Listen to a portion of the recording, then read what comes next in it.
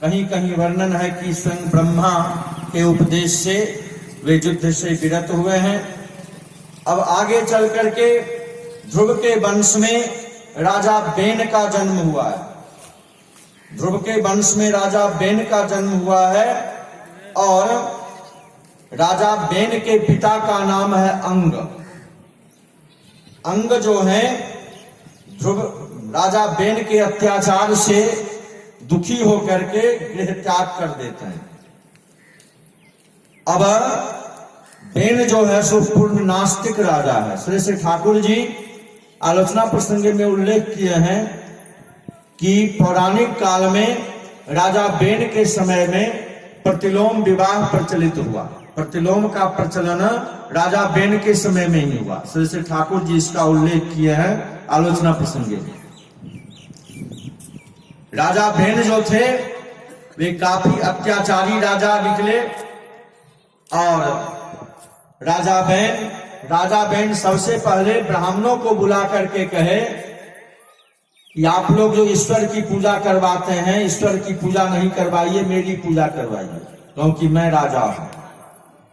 और राजा जो होता है वह सबका प्रतिपालक होता है, इसीलिए विष्णु की जगह पर में आप मेरी पूजा करवाइए। इस तरह से ब्राह्मण देवता सबको बुला करके राजा बेन कहे और बेन पूर्णतः नास्तिक हो गए।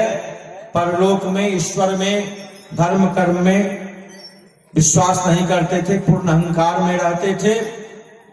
तो राजा बेन इस तरह से अत्याचार करने लगे। ब्राह्मण लोग प्रथम दृष्टया तो बेन के अत्याचार को सहन कर लिए।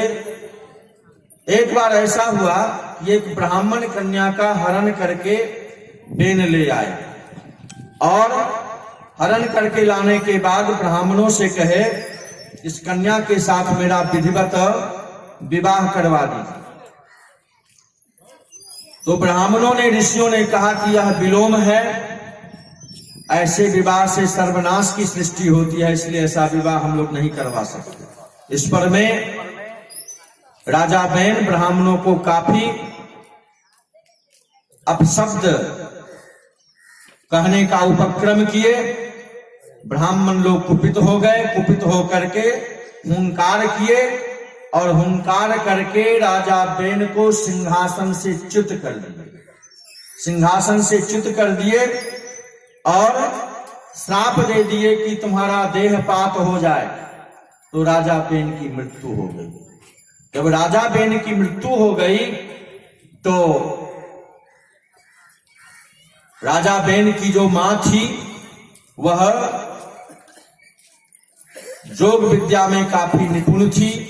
वह राजा बेन के शरीर, मृत शरीर की रक्षा करने लगी। ऋषि लोग जब बैठे कि अब आगे क्या होगा, ऋषि लोग कहे, ब्राह्मण लोग कहे कि हम लोग तो शासन नहीं कर सकते हैं, शासन तो कोई राजा ही करेगा, क्षत्रिय कुल में उत्पन्न राजा ही कोई करेगा, तो अब क्या होगा।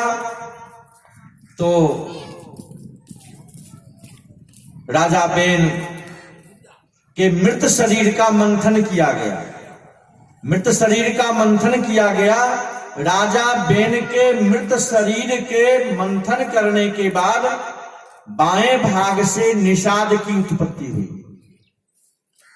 बाएं भाग से निषाद की उत्पत्ति हुई और दाएं भाग से भगवान पृथु का जन्म हुआ।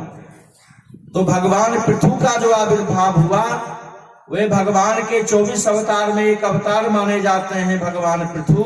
उन्हीं के नाम पर में इस धरती का नाम पृथ्वी पड़ा, क्योंकि राजा बेन के समय में पृथ्वी जो है वह उर्वरा शक्ति से विहीन हो गई थी। तो उर्वरा शक्ति से विहीन हो जाने के कारण पृथ्वी बिल्कुल वसुहीन हो गई। तो पृथ्वी वसुहीन हो गई तो राजा बेन पृथ्वी का दोहन किए। भगवान पृथु पृथ्वी का दोहन किए और पृथ्वी गाय का रूप धारण करके भगवान पृथु के निकट प्रकट हुई।